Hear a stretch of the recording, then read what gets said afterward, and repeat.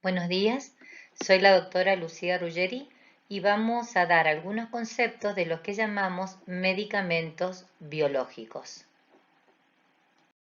Solo daremos algunos conceptos generales, ya que son medicamentos de amplio uso en muchas especialidades, pero, como digo, generalmente deben manejarlos especialistas en cada área.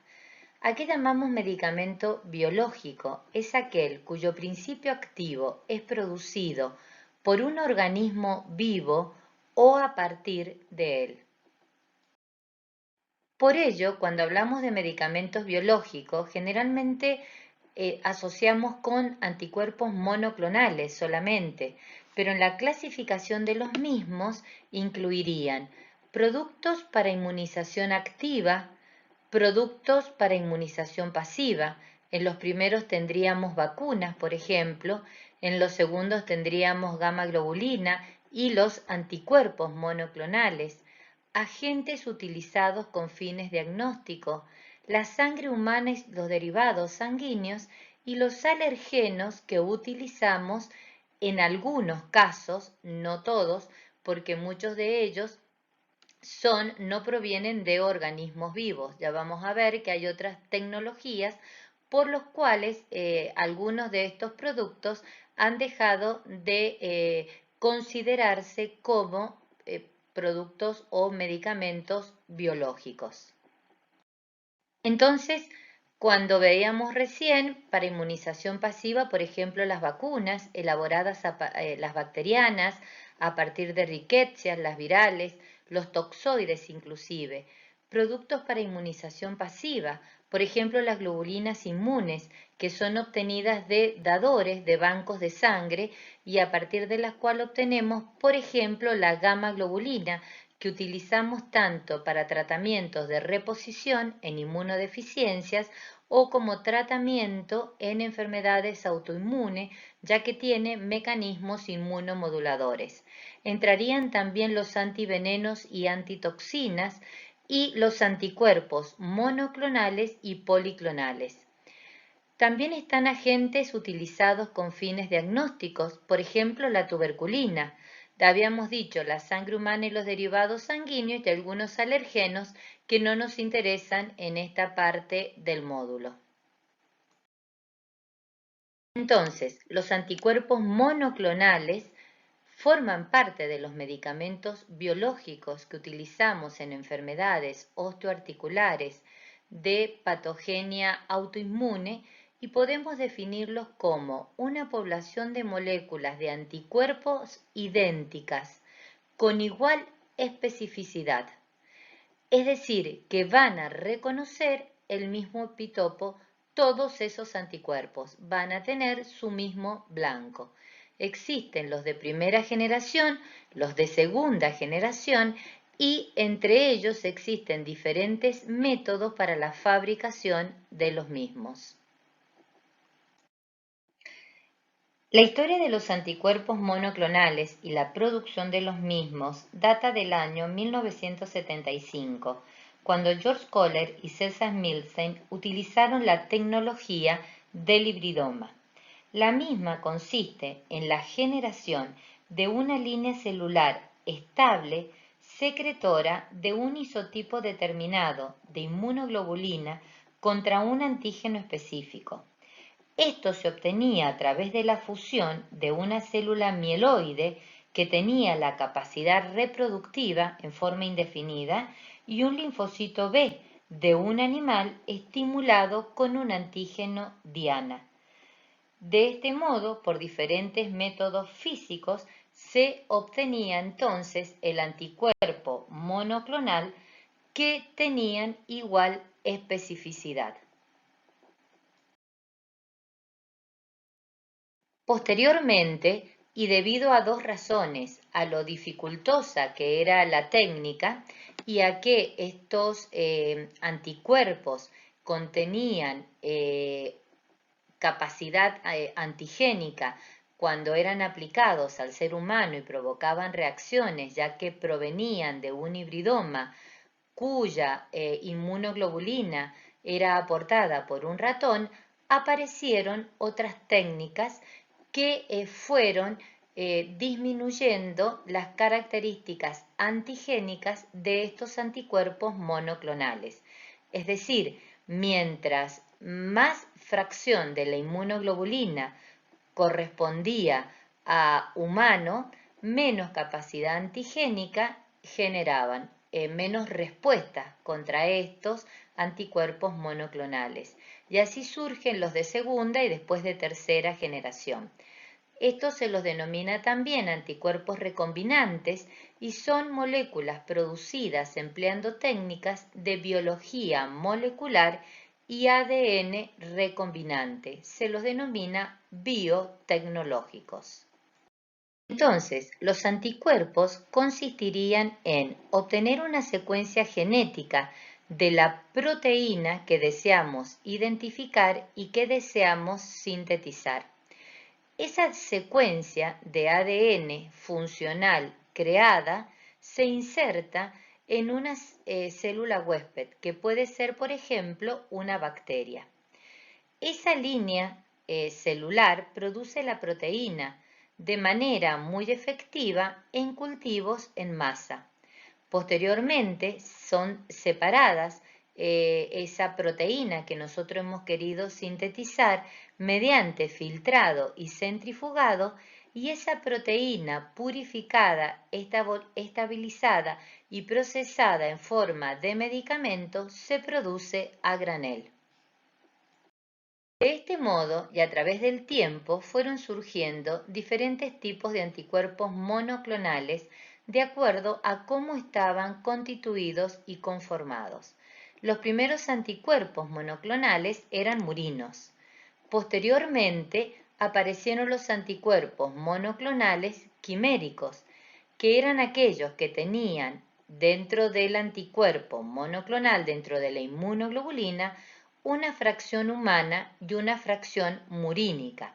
La fracción murínica era especialmente la del reconocimiento del antígeno Diana, al cual estaba dirigido. Posteriormente, anticuerpos monoclonales humanizados que tenían una muy escasa fracción murínica menor al 5%, y finalmente los anticuerpos monoclonales humanos con biotecnología, que son los que carecen de material murino.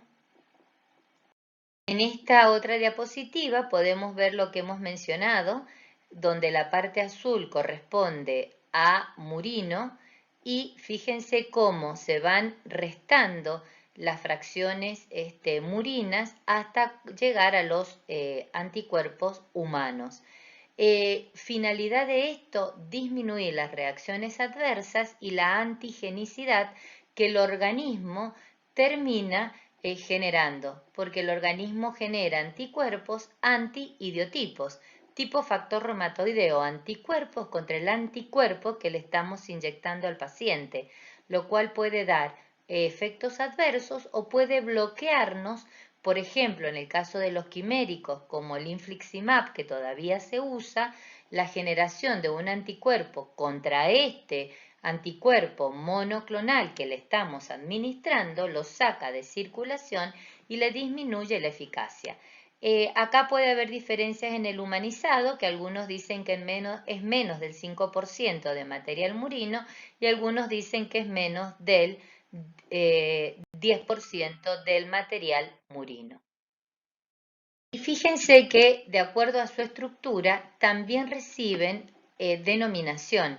O sea que cuando nosotros tenemos un medicamento biológico terminado en MAP, sabemos que se trata de un anticuerpo monoclonal. Cuando termina en MOMAB, sabemos que es murino, por ejemplo el MUNO-MOMAB. Cuando sabemos que termina en XIMAB, es quimérico, como el infliximab, el rituximab. Cuando termina en SUMAB, es humanizado, por ejemplo el omalizumab. Y cuando termina en MUMAB, es humano, por ejemplo el adalimumab.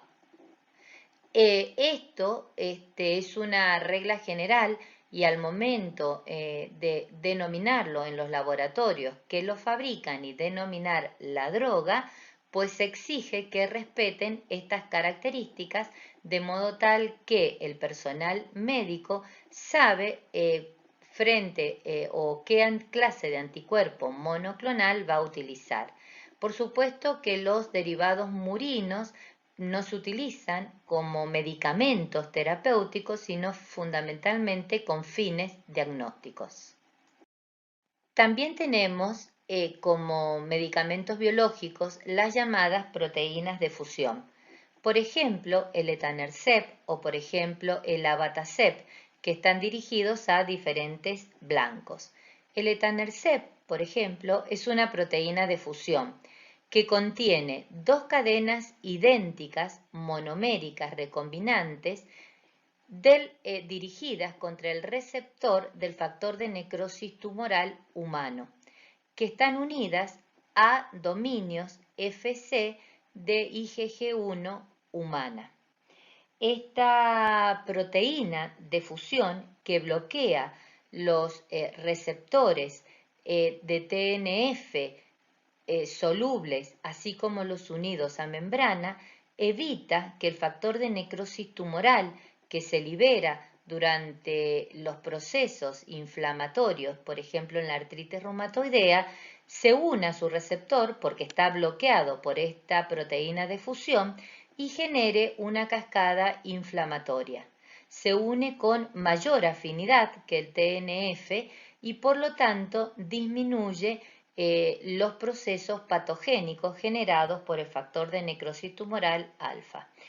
Estas proteínas de fusión, en el caso, por ejemplo, del etanercept, se obtienen mediante ingeniería genética en células que son convenientemente modificadas de ovario de hámster chino. Con el tiempo surgieron diversos mecanismos entonces para bloquear la acción de estas citoquinas. Por ejemplo, podemos bloquear la unión de las citoquinas directamente a los receptores unidos a membrana. De este modo bloquearíamos esta unión y la signalización inflamatoria.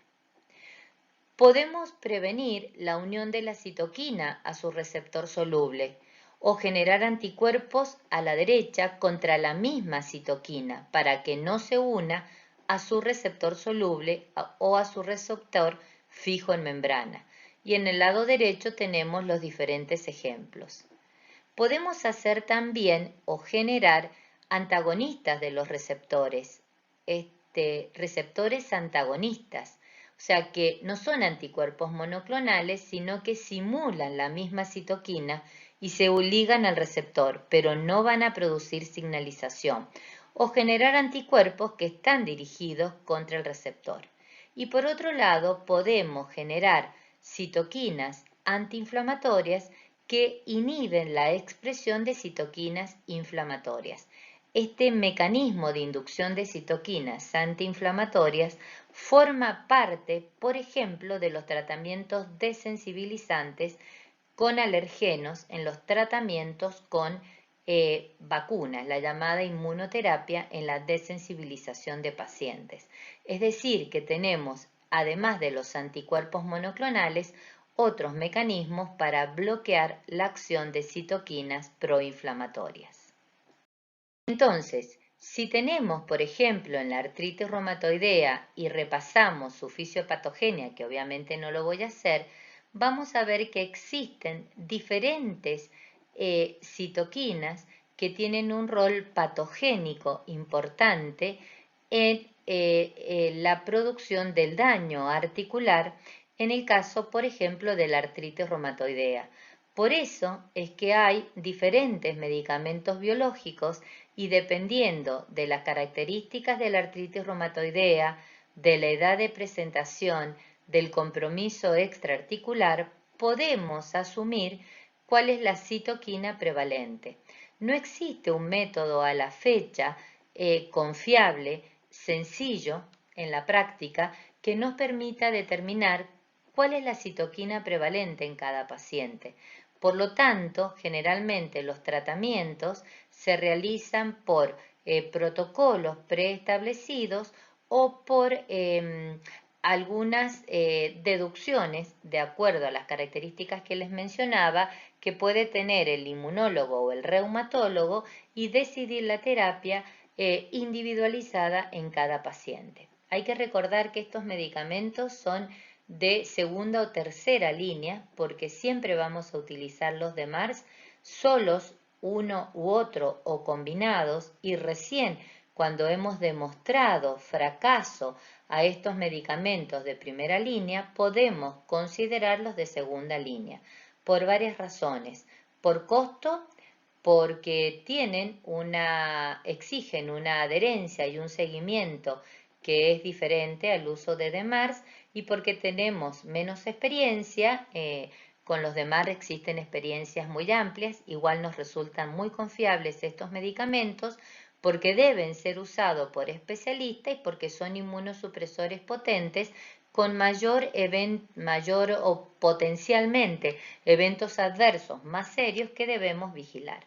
Entonces, si buscamos los blancos en la artritis reumatoidea, encontraremos que el factor de necrosis tumoral alfa es un blanco, la interleuquina 1 es un blanco, la interleuquina 6 es un blanco, la activación de linfocitos T es otro blanco que utilizamos entonces en el tratamiento de la artritis reumatoidea. Y últimamente aparecieron los inhibidores de JAK, de las JAK quinasas, de los diferentes tipos de JAK, que van a inhibir las cascadas inflamatorias intracelulares cuando se ponen en marcha frente a diferentes antígenos, por ejemplo, en el caso de la artritis reumatoidea, así como en otras tormentas de citoquina, y su uso está siendo postulado, por ejemplo, en la cascada inflamatoria o en la tormenta de citoquinas generadas por COVID. Y en esta última diapositiva marcar los diferentes blancos que tenemos en artritis reumatoidea en relación a anticuerpos monoclonales. No me extiendo más en el tema porque, insisto, son de uso para especialistas. En general tienen un costo elevado, insisto mucho en eso, y por lo tanto son segunda o tercera línea. Y la idea era que ustedes conozcan, porque se van a encontrar con pacientes que están utilizando anticuerpos monoclonales, y que supieran que son medicamentos biológicos en general y que los monoclonales forman parte de los mismos. Bueno, acá termina esta presentación. Les dejo la inquietud. Si tienen dudas, quedo a disposición de ustedes y muchas gracias.